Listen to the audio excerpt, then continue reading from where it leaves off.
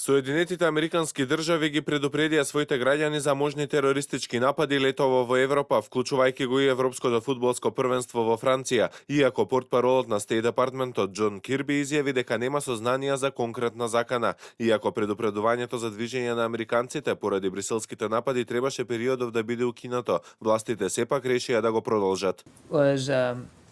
Секако дека ќе имаше предупредување на почетокот на летото, со кое ја изразуваме загриженоста од потенцијален ризик за напади во Европа, особено поради тоа што се одржува Тур де Франс, Европското фудбалско првенство, а секако и Светскиот ден на младината, настани кои се предвидени за во јуни и во јули.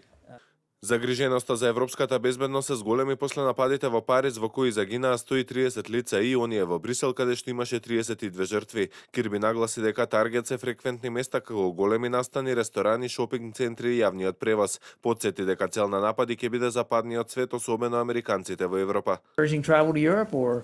Секако дека не ги обесхрабруваме граѓаните да патуваат во Европа на некои туристички дестинации или поголеми настани, но само сакаме да бидеме сигурни дека ќе бидат будни на местата каде што ќе отпатуваат. Покрај фудбалското првенство и Тур де Франс, еден од поголемите настани летово и денот на младината на католичката црква кој ќе се одржува во Краков на крајот на јули, а се очекуваат до 2,5 милиони посетители.